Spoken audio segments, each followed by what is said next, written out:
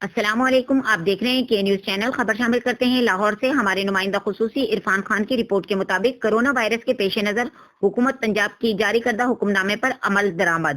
Assistant commissioner عباس ذوالقرنین آوان کی marriage ہالوں پر چھاپے، سخت وارننگ، پنجاب حکومت کے احکامات پر عمل درآمد کیا جائے گا اے سی پنجاب۔ تفصیلات کے مطابق ملک میں ہنگامی صورتحال کے پیش نظر حکومت کی جانب سے تعلیمی اداروں، میرج ہال اور دیگر تقریبات پر 5 اپریل تک کے لیے پابندی لگا دی گئی ہے۔ اس پابندی پر عمل درآمد کو یقینی بنانے کے لیے اسسٹنٹ کمشنر عباس ذوالقرنین آوان نے مختلف میرج ہالوں پر چھاپے مارے اور ہالز انتظامیہ کو 15 اپریل تک تمام تقریبات معطل کرنے اور میرج ہال بند کرنے کی ہدایت کی گئی ہے۔ اس موقع پر میڈیا سے بات چیت کرتے ہوئے اسسٹنٹ کمشنر نے کہا کہ ڈپٹی کمشنر مہتاب وسیم کی ہدایت پر حکومت پر پابندی پر عمل درآمد یقینی بنایا جائے گا، خلاف ورزی کرنے والوں کے خلاف سخت ایکشن لیا جائے گا۔ انہوں نے کہا کہ تمام تعلیمی اداروں، میرج ہالوں سمیت اور لوگوں کی اجتماع پر پابندی ہے، حفاظتی اقدامات کے پیش نظر لگائی گئی ہے۔